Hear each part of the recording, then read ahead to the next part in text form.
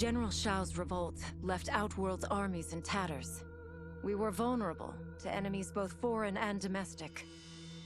That's why my sister asked me to take command, to stitch her military back together and purge Shao's loyalists within it. She trusted only me with the task. The soldiers, however, had little faith. They thought me a spoiled dilettante, unprepared and unfit to serve. That I could fight mattered little. All that mattered was that I wasn't one of them. I finally earned their loyalty by orchestrating an epic victory over Shao and his rebels. Though the general himself escaped, his forces were smashed. For as long as I am able, I will lead the Empress's armies in defense of Outworld. Through strength, we will achieve peace.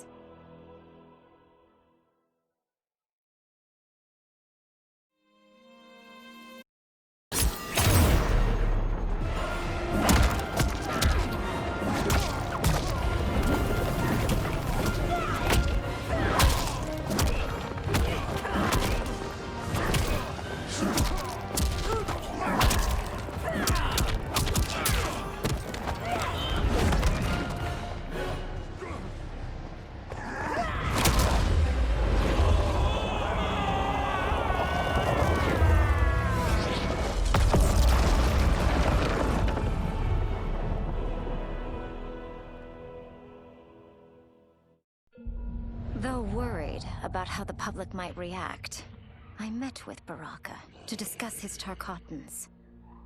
Speaking from his heart, he moved me. I agreed to visit his colony and see how his people lived. The conditions were atrocious. This was one of my mother's few mistakes. Like all Outworlders, she treated Tarkatans with scorn. What they deserved from us was compassion. And the only way to get it for them was to reveal my affliction. To show all my subjects that even an Empress could get Tarkat. The scandal my revelation caused was intense. But with the help of Kitana and Tanya, I emerged from it a stronger Empress than ever. My honesty, empathy, and resolve won over my remaining doubters. There is no longer any question that I am fit to lead the Empire.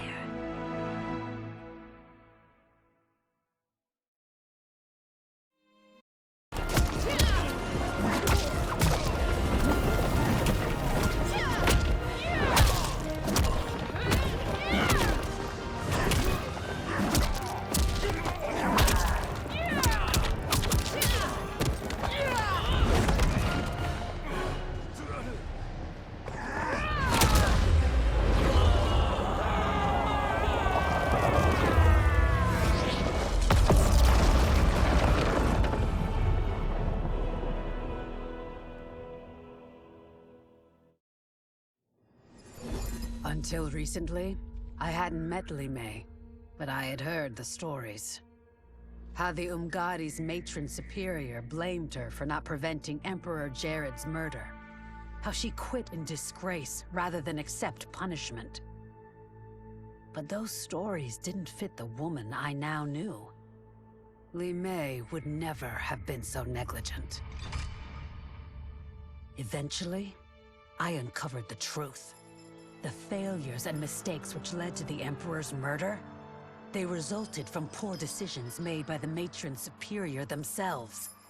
They made Li Mei their scapegoat. When the Empress found out, she wanted the Umgadi disbanded. But I convinced her that it could be reformed. To make sure it did, she put me in charge. I am humbled by this sacred responsibility. The Umgadi, my sisters, they are my life. I will not let them be brought down by the acts of a selfish few.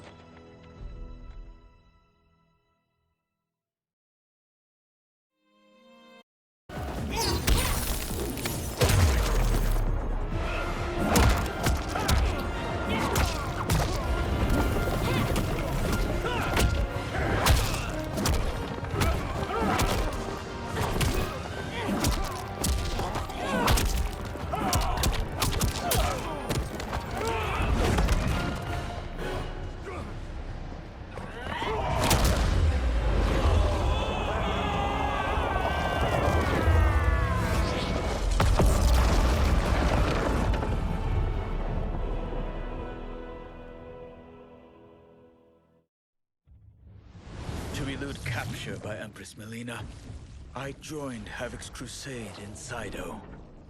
There, I summoned more magic than I thought possible, and drowned out the old regime. Havoc's longed-for anarchy had been achieved.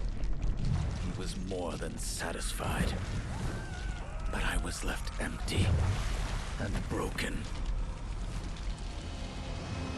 Had I been satisfied as Outworld's High Mage, not let myself be tempted by Shang Tsung, a great city would not now lay in ruins. I've caused devastation, ended thousands of lives, all because of my blind ambition. I've betrayed my oath, my sovereign, and my realm. These high crimes merit punishment, and I'll accept whatever the Empress gives me.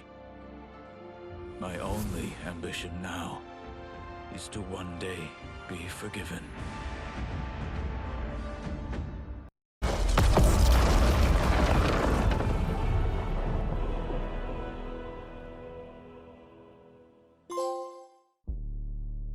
After escaping Lei Chin prison, I was hounded by the Imperial Police.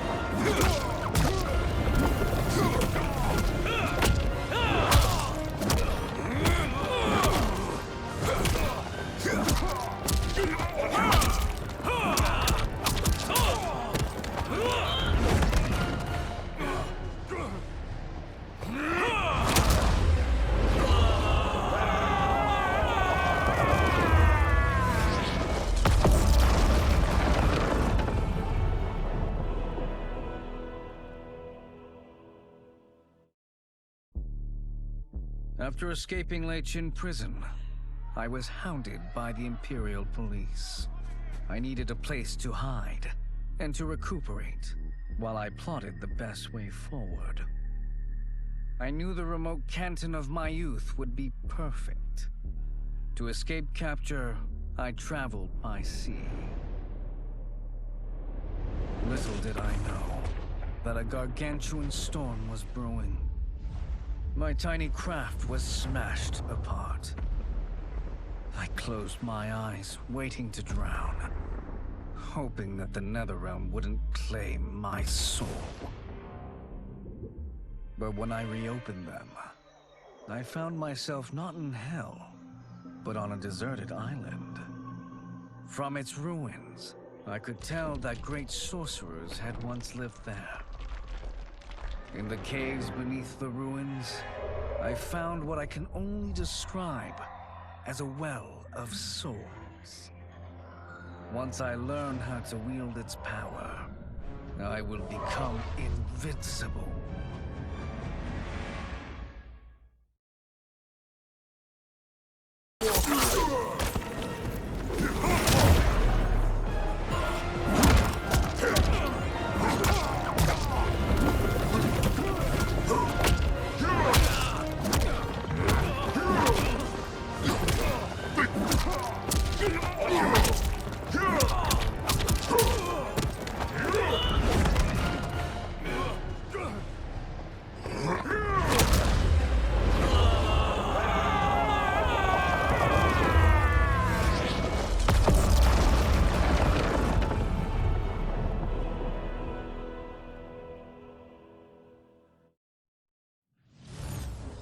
The battle had been lost, but the war isn't over. I won't stop fighting until I take Outworld's throne. That they thought Lei Chin prison would hold me is laughable. Once free, I began planning my next campaign. I would need an unstoppable army to overthrow Melina. Unfortunately, most of my former soldiers lacked the courage to rally to my standard.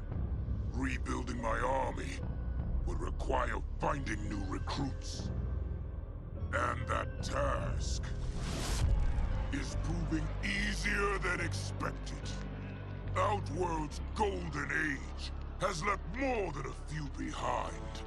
Without hope, without power, They eagerly heed my call to tear down Melina's government.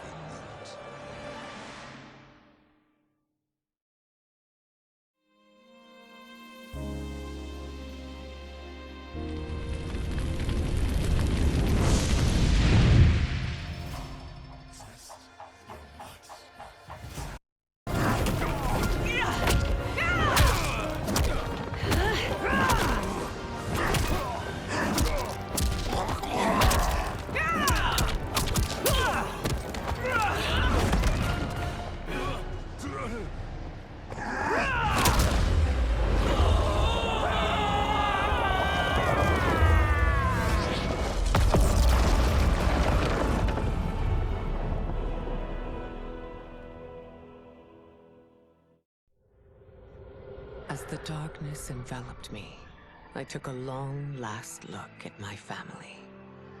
I did not expect to see them again until their souls joined mine in the living forest. But miraculously, my beloved husband delivered me from oblivion.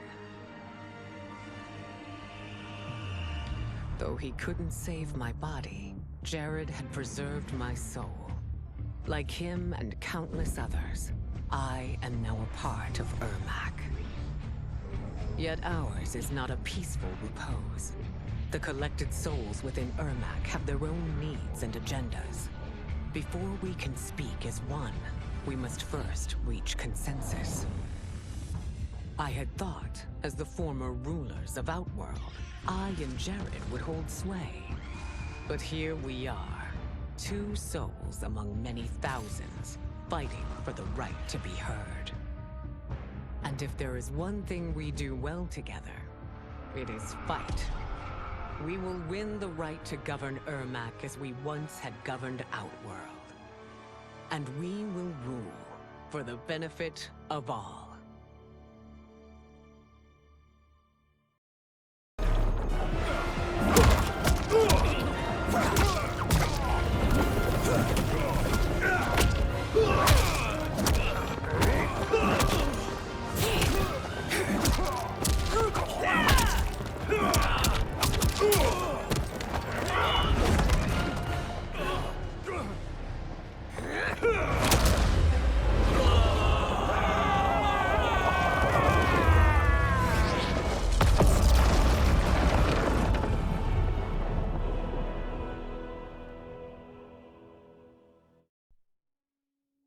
With General Shao freed from prison, we began raising a new army against the royal family.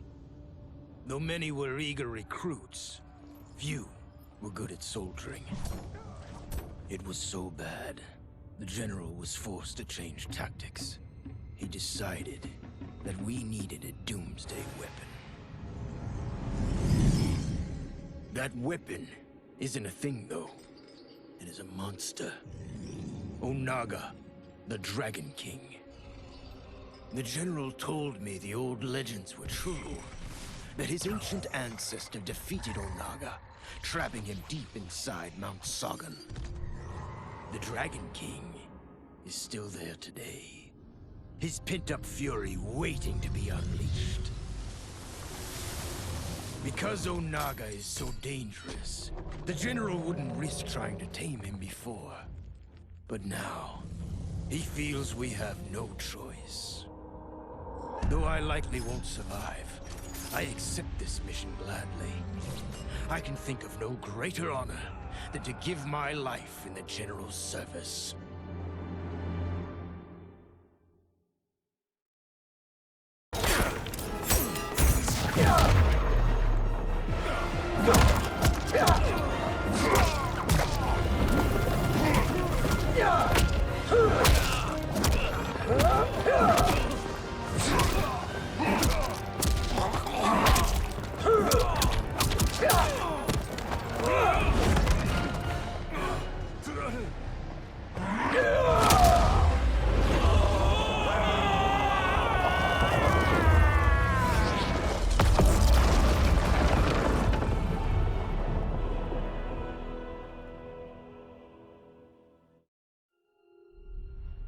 Kuai Liang and I were working hard to build our new clan. But even with the help of his close friend Harumi, it was difficult. The biggest problem was finding the right initiates. Then, one night, while walking outside Harumi's compound, I was attacked. I thought at first it was a Lin Kuei assassin, but his strikes were too uncertain, too angry. My attacker, it turns out, was a boy. Homeless and hungry, his assault was born of desperation. He needed money so that he could eat. It was like looking at myself 15 years ago. I would have ended up just like him if the Lin Kuei hadn't taken me in. So I took the boy to Kuai Liang, who also appreciated his fire. We made him our first initiate. The boy's name? Hanzo Hasashi.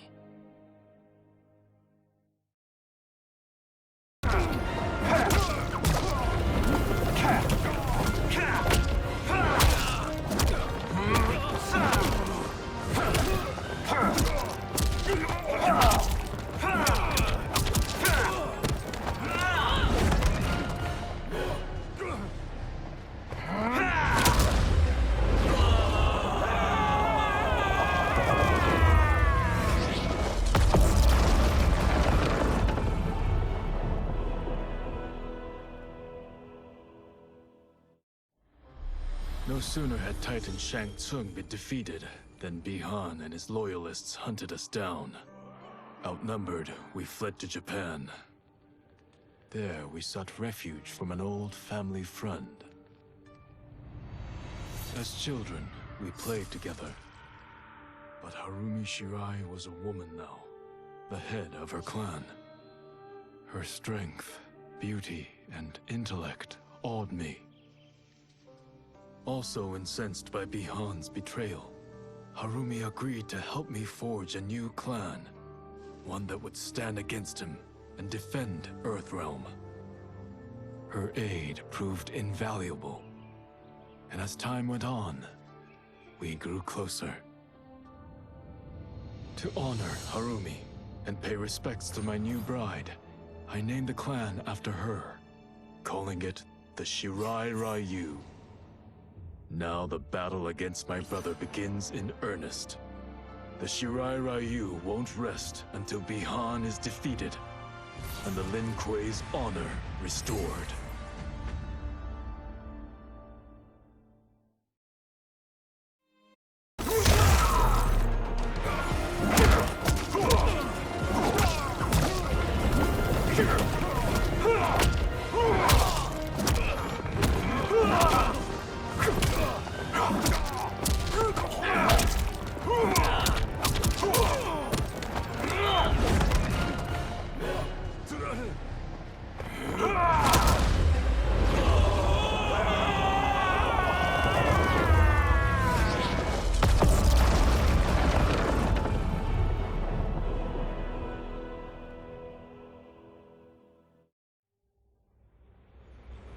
I had broken the Lin Kuei free of Liu Kang's enslavement.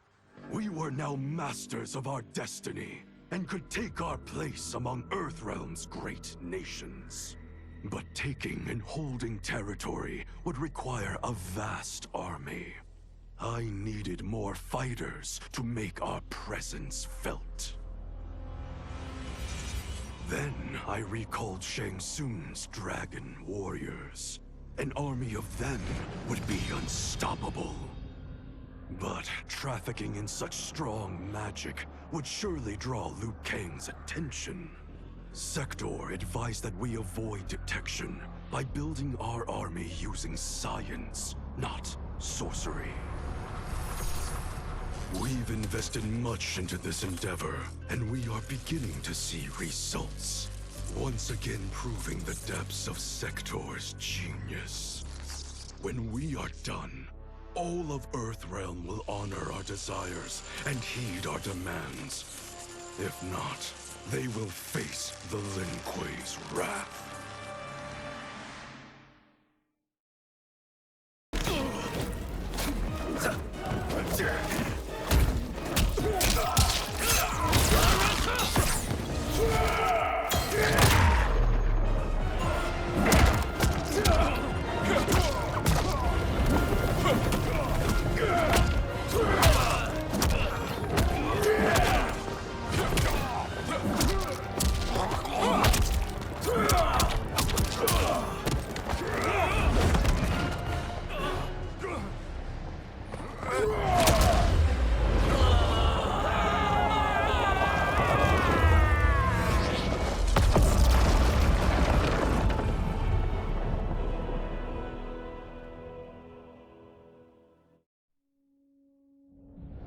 After fleeing Outworld, I hadn't expected to return.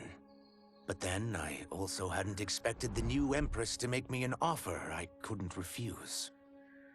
To thank me for helping stop General Shao's rebellion, she asked me to be her emissary to the Zaterrans. Going home, bearing the seal of the royal house, I would show, once and for all, that my mutation wasn't to be feared. That it wasn't a source of shame. To my surprise, I was welcomed. But those warm smiles hid a dark secret. I stumbled upon a trove of official records, which showed that my shape-shifting ability isn't unique. Many Zaterrans are born with it, but are killed by their government to keep it from spreading. Who started this barbaric policy? Who is now enforcing it is unknown. But I will find out. And I will put an end to this madness.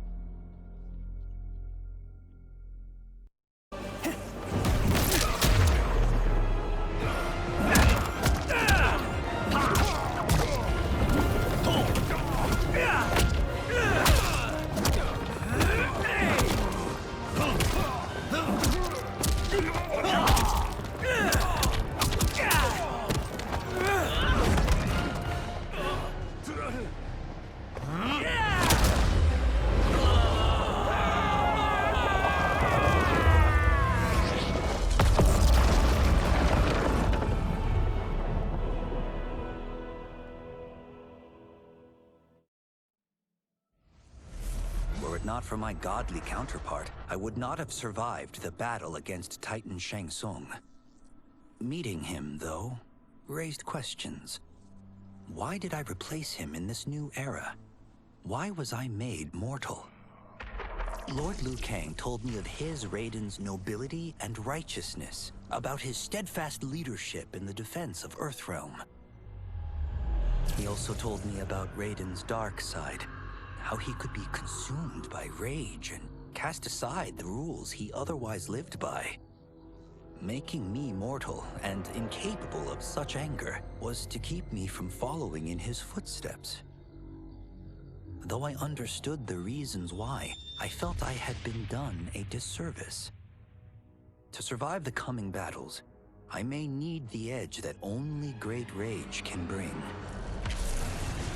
As the Shaolin couldn't aid me, I sought out someone who could. Someone to stoke the fire within me and teach me to master it. For this, I could have no better teacher than the Shirai Ryu's Grand Master.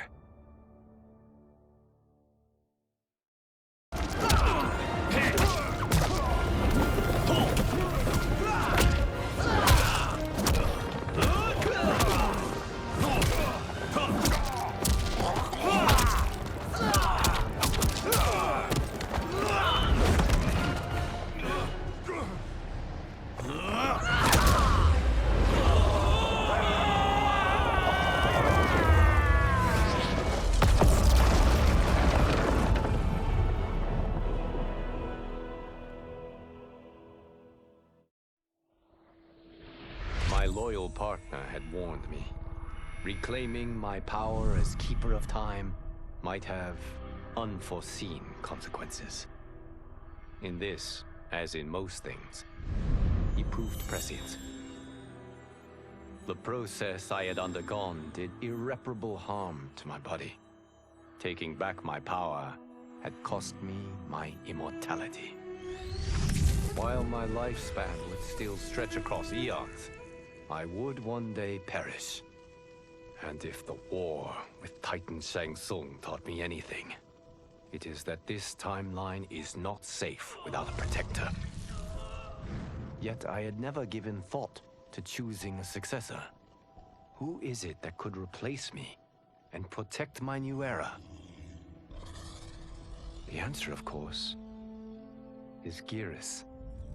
Tireless and meticulous, he is perfectly suited to be entrusted with this grave duty. And no one knows better the temptations of the hourglass. I have no doubt he will be above them.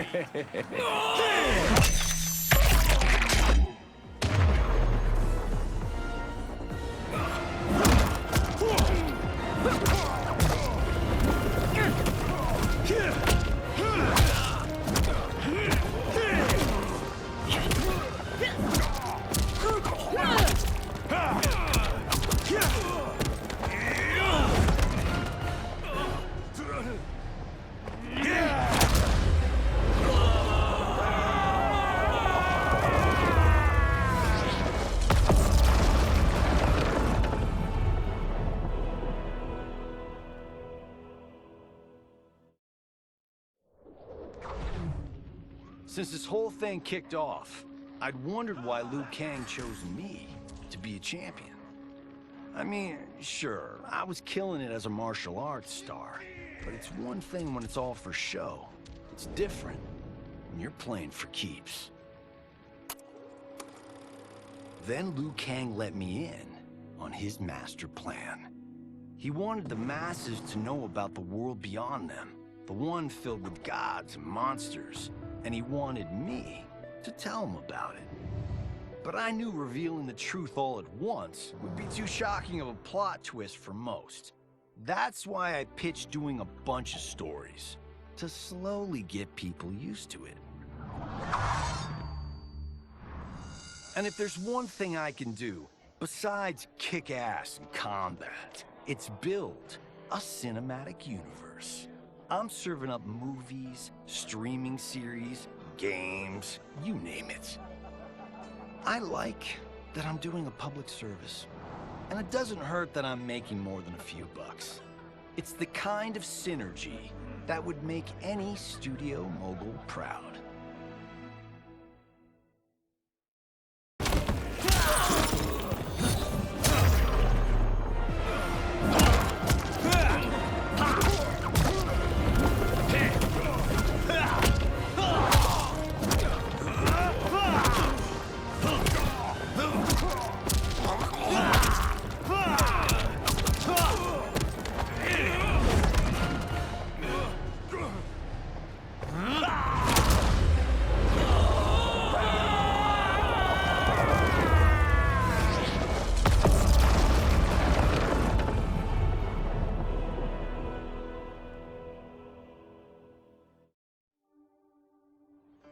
It was inevitable that the Shaolin Masters had me join them.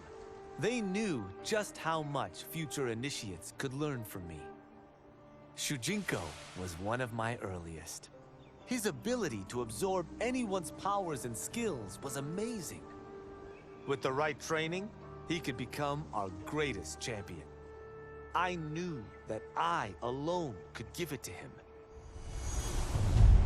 But as his proficiency grew, so did his ego. In love with himself and his power, Shujinko became a threat to the realms. He hadn't learned humility, because I wasn't the one who could teach it. I should have listened to Raiden's warning and not tried to train Shujinko alone. After he was subdued, Shujinko's accumulated abilities and memories were taken from him. He is once again a new initiate, ready to begin his training. This time, Raiden and I train Shujinko together. He will become the champion he is destined to be. And I will fulfill my duties, humbly and cooperatively.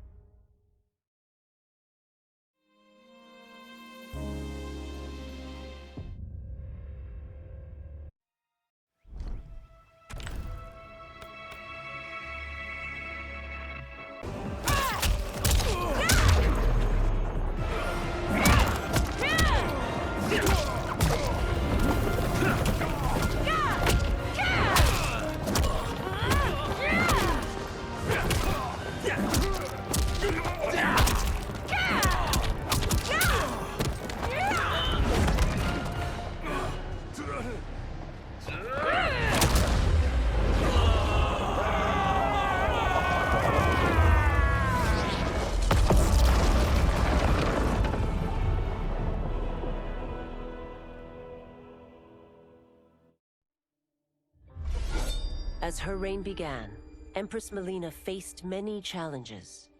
To meet them, she turned to the people she trusted. Her sister to lead her army, and me to lead her Imperial police. Though I missed Empress Sindel dearly, I was glad my ties with her family had been mended. But while it was an honor to be made responsible for Outworld's internal security, I soon realized accepting the appointment was a mistake. I'm not cut out to be a bureaucrat, nor am I patient enough to navigate the Imperial Court's politics. I was at my best patrolling Sundo's streets, when I could feel the city's pulse and serve and protect its citizens directly. That's why I resigned my post and resumed my role as Sundo's first constable. I end each day knowing I've made a difference.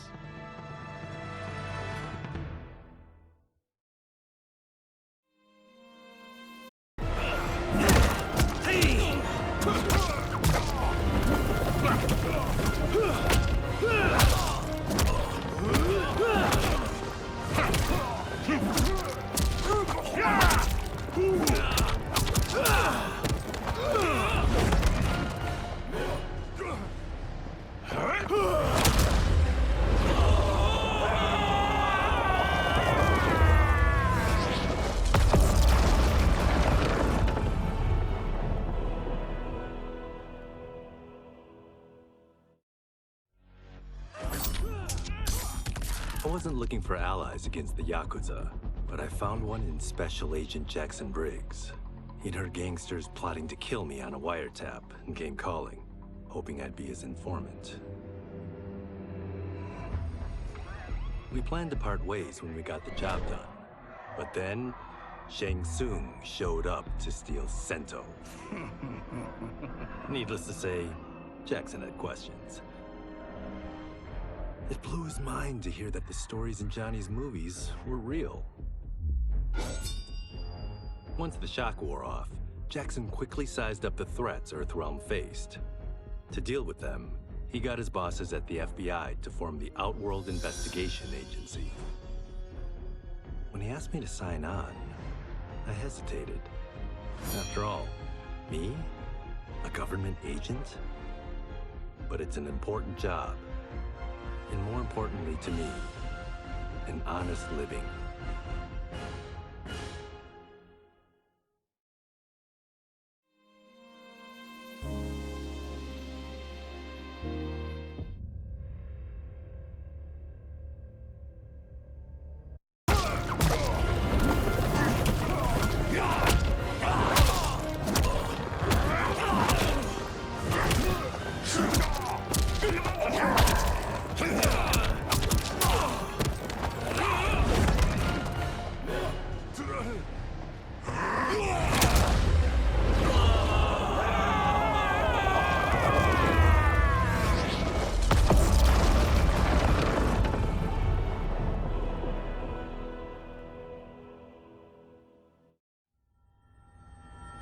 While the regime had changed, little else had.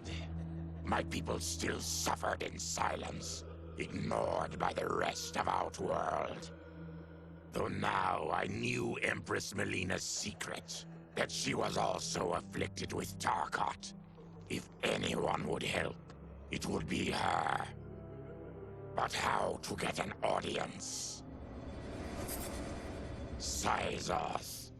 He was the Empress's new emissary to the Zaterrans. I asked him to introduce us. At great personal risk, he agreed. And as I'd prayed, the Empress was willing to meet. Even better, she would visit the colony. She was shocked to see how we lived. She moved quickly to provide for our care and comfort. Thanks to the Empress and Syzoth, we Tarkatans are no longer pariahs. Until our disease can be cured, that will do.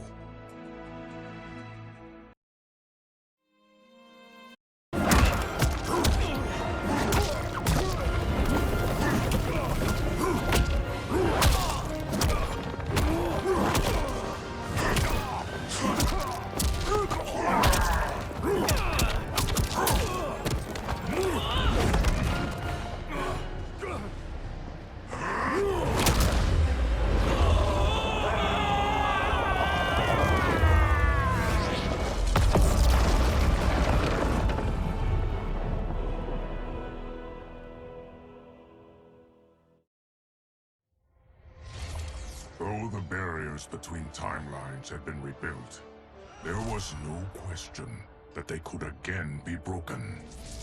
Protecting this timeline would require eternal vigilance, so that it could not fall victim to further outside aggression. But nothing in my countless lifetimes had prepared me for this task. In none of them had multiple timelines ever coexisted. Monitoring them for threats was an entirely novel problem. It would require a novel solution.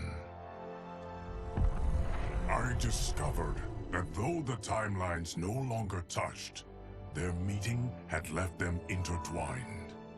I can now secretly surveil all timelines, keeping watch for potential danger.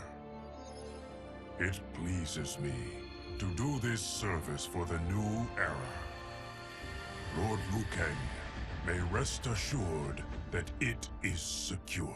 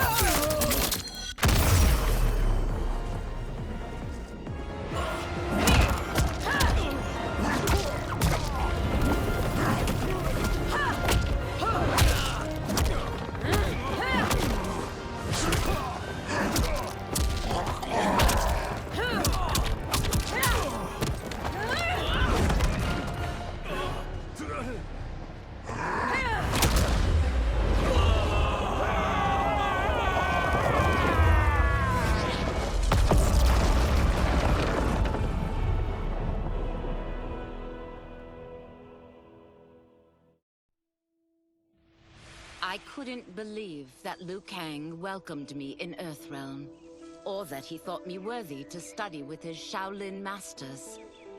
After a lifetime of wishing for one, I finally had a home. But my joy was tempered as I thought about Serena.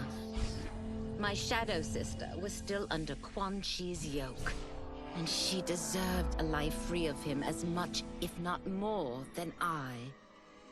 Quan Chi and my other sisters proved tenacious, but they were no match for my blade. I snatched Serena from them. Then Liu Kang helped me break Quan Chi's spell. Her mind free of his influence for the first time in years, Serena chose to join me in Earthrealm. My sister and I once again fight side by side. Only now we do so for Earthrealm. Together, we have formed the Order of Light.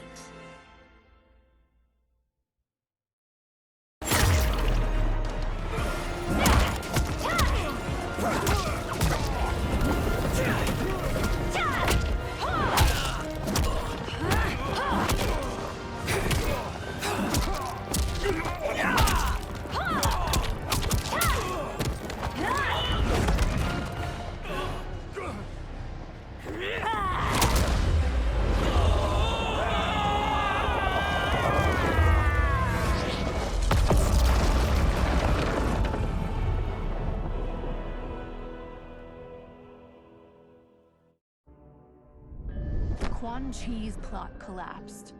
Along with it, my plan to secure new beings to feed my starving people. Because I'd advocated for partnering with him, I was held responsible. If I didn't seize for Viternus' new feeding grounds, the Coven would banish me. But then, I had a revelation. I didn't need to conquer realms to feed my people. I simply needed to capture enough beings to breed them. Once they multiply, Viternus will have a limitless, renewable source of food. And I only need a few thousand to start. A number so small compared to the billions in the realms that no one will notice as people go missing. But it will be more than enough to establish our breeding stock and feed a ravenous Viternus.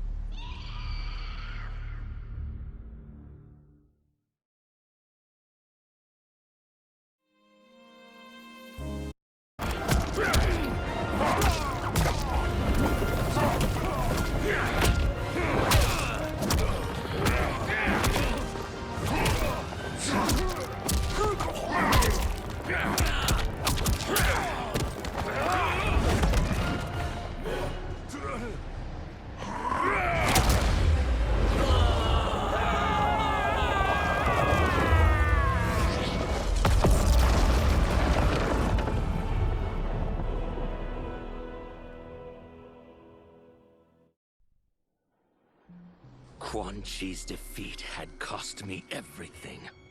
For months I had furthered his plot, and now I had to start over. Saido's people were still in chains. That's when Rain approached me. On the run from Empress Melina, he was desperate for help. And though I'd had my fill of sorcerers, this one was different. I agreed to provide him safe haven. He agreed to help topple Saido's government. And topple it we did. Rain summoned a wave so fast, so powerful, that it crushed the capital. Saido's fascist rulers were swept away. My people are finally free. They can chart their own course, needing only to follow their own desires. Their lives are now blessed by anarchy.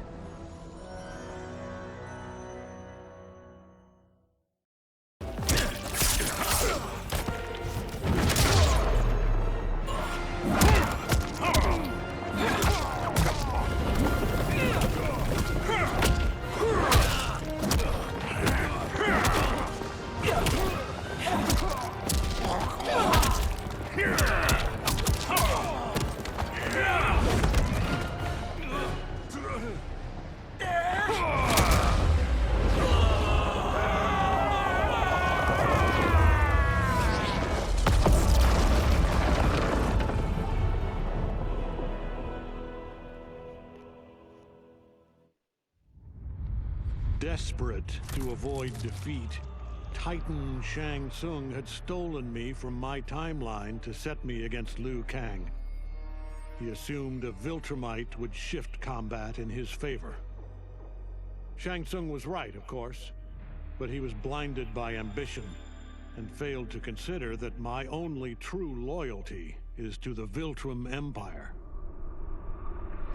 In my home timeline, my mission to pacify Earth for Viltrum had been left incomplete.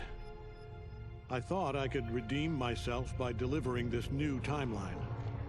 New realms, new species, all ours for the taking. For a few years, annexing realms satisfied the Empire's hunger for conquest. But my people have excellent memory. I knew sooner or later we would return to our own timeline, to Earth, to finish my original mission. I only hope my son has had time enough to prepare.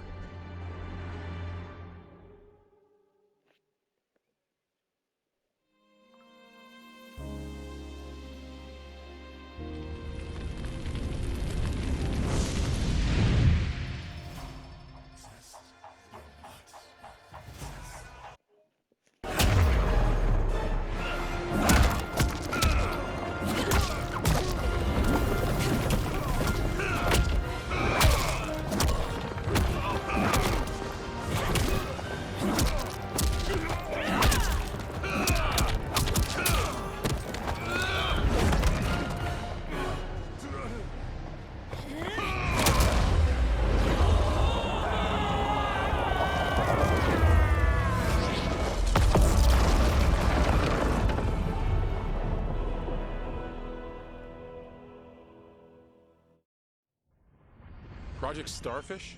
Project Butterfly? Crazy Town. Both of them.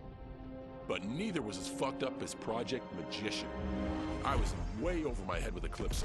I mean, the dude's a goddamn god. Somehow, though, I got his back to the wall.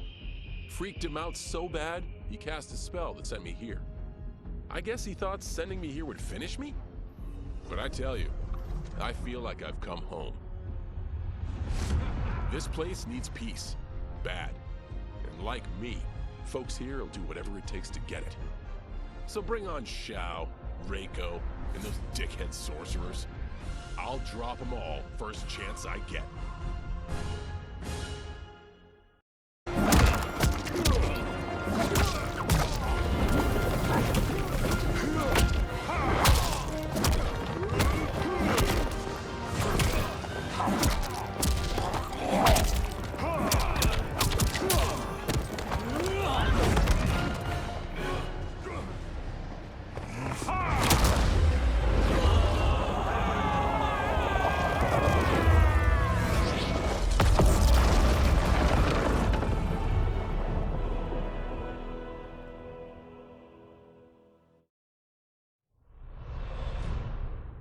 Though Ermac had freed me from my Legion cell, I found myself no less imprisoned. I had no allies, no benefactor, and no obvious path back to power. And power is what I crave. But why should I settle for the scant abilities of someone who is an underling sorcerer? I should be the one who controls history, who bends people and events to my whim. I should control the hourglass and wield it as the keeper of time. While I search the realms for the hourglass, I further master the dark magic needed to destroy Liu Kang. My quest may take a lifetime, but it will be worth it. For when I succeed, I will achieve omnipotence.